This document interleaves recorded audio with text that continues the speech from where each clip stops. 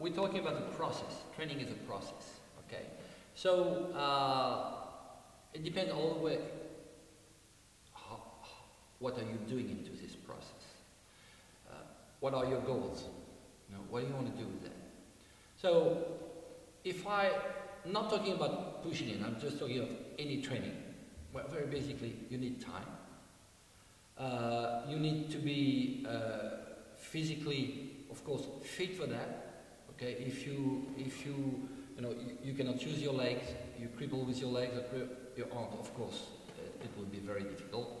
Although there's still a solution, and you need dedication. You need to feel that that's gonna be very consuming in terms of time, maybe in terms of money also as well. It's gonna have effect on your family life, maybe on your professional life. So these are the very basic things, and it is true for football, dance, theater, whatever. If we want to consider pushing in as a specific aspect of training, that means that first, it's only my point of view, I consider the practice of the form of Tai Chi as a kind of individualistic practice. You are alone. And we can even, in terms of philosophical terms, we can talk about transcendence. Is that in English? Okay? Even though you practice in group. But pushing in is to socialize. You socialize with your body language. You interact with someone. And this is something which is often neglected into pushing in. And I always tell my students, as soon as you put yourself in face of someone and you go for pushing in, even if it's soft pushing in, deeply rooted into your psyche, yeah. The notion of conflict is there. There is a potential conflict.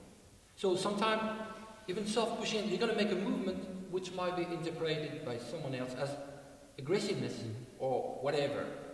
If you understand that, and it's something, I didn't invent that, the psychosociology of, especially the Palo Alto school, just found out that most of 80% of the meaning flowing between two people interacting doesn't come from what you say, but from your body language. It's the same for pushing in. So here we are communicating, two people together, and we are telling each other things maybe that we shouldn't dare to say. For example, I can say, well, you know, I'm very sensual. Well, I wouldn't shake hands with you and say, my name is Serge, I'm very sensual. Okay? So a lot of things are flowing between two people. Are you ready for that? So it's, I will say the very basic thing, the other aspect of basic elements you mentioned is to be aware of what's going on between two people. Are you ready to socialize in a very specific way through the martial arts? It could be through clown practice. It could be through mime practice. It will be a big challenge. Now, what do you have to say? What do you have to share with the other one? Including the fact that you're going to be taught, trained by someone else, who has also his own body language. So for me, that's a very basic. After that, a lot of things we can talk, but for me that's a very, very ground on which you stand.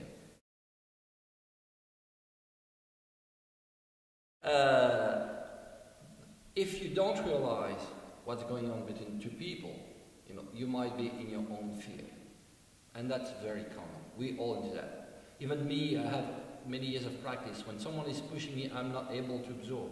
That means I have a deeply rooted fear. And I used to say to my students, and of course it's just a very subjective way to see things, I divide fear into 3 levels of fears. You have the fear which comes from your childhood, from your past experience of life, of which most of the time you can be aware. It's already a lot of work to deal. But you have also the fear coming from the history of your family. You know, through family lineage, there are fears which are transmitted that you don't know. And to pushing in, it's difficult. But you have also what I will call the primitive fear. That means when a monkey raised on his legs, why did he do that? Basically to watch animals coming to attack him, and it was basic safety. So when we are pushing it, of course nobody wants to lose balance. So if you remain into your fear, What you're going to do is only fastness, power, and fastness against fastness, power against power.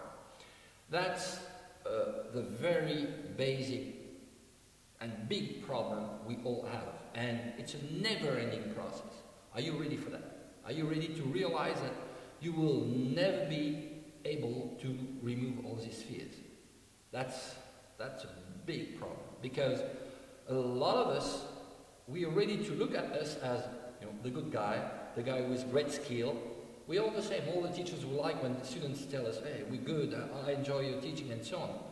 But when someone comes to push you and you're in trouble, you don't want to look at this side. But this side is deeply rooted into you. And we all share that at different levels. So basically I see this problem, and it's not really a problem, it's just part of life. It's something that we all have, but as really hampering the development of the learning process. So it's very important to develop an awareness of that. Once this is it, then after the problems are not so important problems. There are some movements you have more difficulty to do because you're not used to do like this, or it might be because of your size, you're too short, you're too big, you're too fat, you're too whatever. There are thousands of small problems. But for me, these are not really important problems. As soon as you have a good teacher, you dedicated to what you're doing, no matter how much time you spend, no problem. I used to say to my students a saying which is very important in my life from Rabindranath Tagore, the Indian philosopher. If you don't let mistakes get in, then truth will stay outside. For me, it's very meaningful because all these small problems, you have to make mistakes to improve. But the very basic things, are you ready to look at yourself with your weak side? Much more difficult.